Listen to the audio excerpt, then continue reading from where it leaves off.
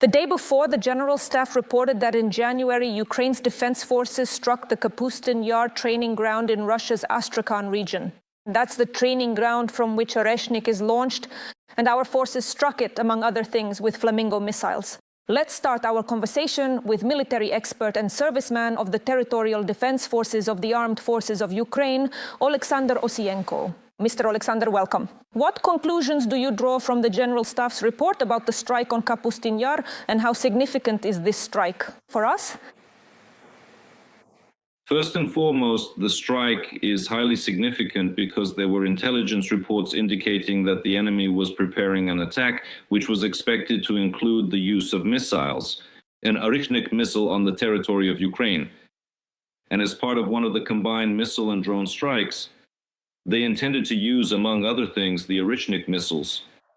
And after carefully analyzing and taking all of this information into account, the National Defense Forces carried out a strategic operation to prevent this missile strike from ever happening. That is the first point to consider. Secondly, the goal was to actually undermine their international image and demonstrate to the world that Russia is unable to even protect the specific test site where these medium-range ballistic missiles are being launched. And in fact, this is to significantly diminish the capabilities and flexibility for the Russians, specifically ensuring that they cannot technologically launch this missile from other geographical launch sites, such as from Belarusian territory against Ukraine.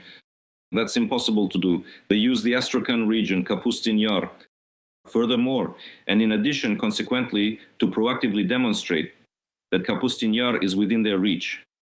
This was done so that Russia does not move the Oreshnik missile system there, and to prevent any further launches from that location against Ukrainian territory. And as we can clearly see now, the strike did not actually happen in January, but it is very likely that Russia was indeed planning it then. These were the findings of our intelligence community. The strike was a combined one. Various units of the defense and security forces took part in it, including the Special Operations Forces of the Armed Forces of Ukraine. A series of long-range drones were deployed in the operation, as well as flamingo missiles. We can clearly see that the strategy is effective, because direct hits have been recorded and there is significant visible destruction. At such training grounds, as a rule, there isn't much military infrastructure due to the technical specifics of these locations, but there is still some. But the most important thing in this situation is to show that Kapustin Yar is already within reach, and not for the first time. That we are ready to deter the enemy, including from launching such missiles. By the way, this is also a demonstration to our partners of how things can be done and that there is nothing to be afraid of. This includes even those moments when the Kremlin threatens to use a wide range of missile systems there. Because last time Russia specifically used the Oreshnik in the Lviv region for a strike, aiming to disrupt the strategic plans of the willing coalition to deploy military contingents. In the long run, I sincerely hope that comprehensive and binding security guarantees will eventually be signed, and that this will ultimately be a success for the region's stability. And Russia is very wary of the possibility that foreign troops might appear on the territory of Ukraine. That is precisely why they planned another missile strike to demonstrate their strength and intimidate the West. And that's exactly why, by the way, there was a missile and drone attack on the day NATO Secretary General Mark Rutte arrived. This was also intended to demonstrate that Putin supposedly isn't afraid of NATO, the EU, or anyone else.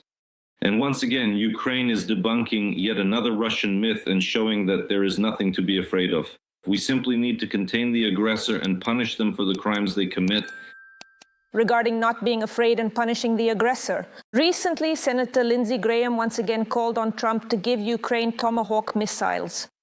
If such a decision were to be made, say, in some alternative universe, how much time would our defenders need to master this weapon, and what would it take for us to do so?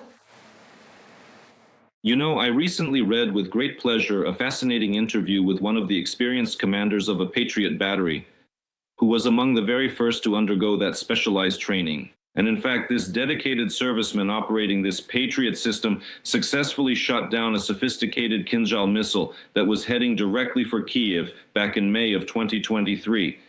And he specifically mentioned that they called the command of the Air Force, their commander from the USA. And they said, well, we've already learned everything. Take us back. We're ready to destroy enemy targets. In other words, they progressed so quickly and their motivation to master and learn is so strong that everything goes according to accelerated programs. And then, most importantly, it works. Therefore, from the perspective of the mechanics of the process, it naturally takes several weeks at the very least. We understand this so that we can grasp and realize how it functions, how it works, to show everything, plus the time needed for logistics and travel. It takes several weeks at the very least. So this process can take 2 to 3 months. As for Tomahawks, right now we're talking about the possibility that these could be Typhoon version missiles with a range of 1,400 to 1,600 kilometers. They are specifically modified for launch from ground-based launchers because, as a rule, the US uses Tomahawk missiles from surface positions, mainly from ships, that is, from the Navy. We don't have such capabilities because we don't have the appropriate carriers that could launch them from the sea. Like Russia, for example, can launch Caliber missiles, so ground-based ones are the second option, and this is very promising because the US itself would like to conduct more tests of Typhoon missiles. They need this as well. Next, how do the interests of Ukraine and the US intersect here strategically, in my opinion? The fact is that all the actions of the American administration and President Trump are now aimed at increasing opportunities in the oil market for oil from the US and now from Venezuela. Something needs to be done about it. And for this, Russia needs to be pushed out of the oil market. That's why sanctions have been imposed against Rosneft and Lukoil. If Ukraine had about 100 such missiles, combined with drones, we could carry out coordinated attacks on Russian targets in the Black Sea. The export oil facilities are Novorossiysk and Tuapse in the Black Sea, and in the Baltic Sea, it's Ust-Luga and Primorsk.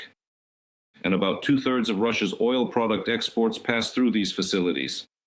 Accordingly, this would reduce Russia's ability to profit from oil and would further deepen its financial problems.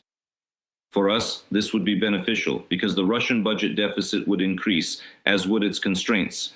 Their ability to finance the war would decrease. For Putin and for the US, this is highly advantageous because it would significantly bolster their position in terms of oil sales by American corporations, and allow them to enter markets where the United States was previously not as prominently represented. So from this perspective, it is promising. But of course, there is an understanding that all of this is in the political sphere. And do you actually remember that a few weeks ago, when this issue was relevant, CNN cited official Pentagon data about how the military said they could release a certain number of missiles from storage without harming the US's defense capability? So this decision is in the political sphere, but it's good that it is being revisited and drawing attention again, looking at it from the viewpoint that the awareness of pressure on Russia is present within the American establishment and politics. Mr. Oleksandr, thank you for sharing your thoughts. That was Oleksandr Musienko, a military expert and a member of the Territorial Defense Forces of Ukraine.